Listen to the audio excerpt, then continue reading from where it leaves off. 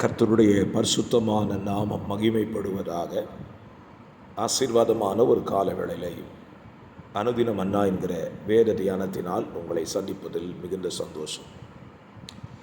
இந்த நாள் ஆகஸ்ட் மாதம் 5ஆம் தேதி திங்கட்கிழமை காலவேளை. இந்த காலவேளையிலே நம்முடைய வாழ்க்கையை நாம் சிந்திக்க கர்த்தர் நமக்கு உதவி செய்வாராக.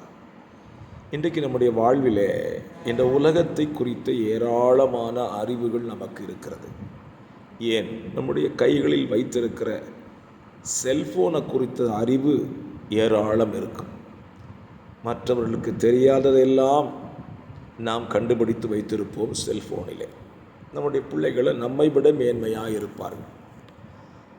மற்றும் இந்த உலகத்தின் காரியத்தை குறித்த அறிவும் நமக்கு ஏராளம் இருக்கும். ஆனால் அப்போஸ்தலனாகிய பவுல் சொல்லுகிறார், கர்த்தராகிய இயேசு கிறிஸ்துவை குறித்த அறிவு நமக்கு தேவை. அவன் அந்த அறிவை பெற்றுக்கொள்ளும்படியாக தன் வாழ்க்கையிலே எல்லாவற்றையும் நஷ்டமும் குப்பையுமாக எண்ணுகிறேன் என்று பிலிப்பியர் 3ஆம் அதிகாரம் 8ஆம் வசனத்திலே சொல்லுகிறார்.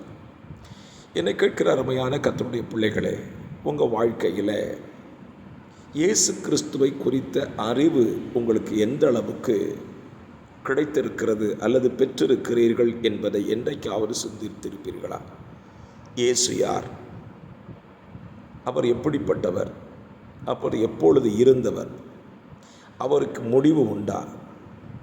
அவருடைய துவக்கம் எப்பொழுது? இதை குறித்து நீ எந்த அளவுக்கு அறிந்திருக்கிறீர்கள்? அறிந்து கொள்ளும்படி எந்த அளவுக்கு பிரயாசப்பட்டிருக்கிறீர்கள் என்பதையும் யோசிக்க வேண்டும். இந்த காலவெளியிலே நாம் இயேசு கிறிஸ்துவை குறித்த அறிகிற அறிவிலே குறைந்து தான் இருப்போமே தவிர வளர்ந்து விடவில்லை. நமக்கு இயேசு கிறிஸ்துவை குறித்து என்ன தெரியும்? பாவிகளின் இரட்சகர் என்று தெரியும். அவர் சபைக்கு மணவாளன் என்று தெரியும். சபையை சேர்த்து கொள்ள வரப்போகிறார் என்றும் தெரியும். அந்த இயேசு கிறிஸ்துவை குறித்து இன்னொரு காரியத்தையும் இந்த காலவெளை சொல்ல வருகிறேன்.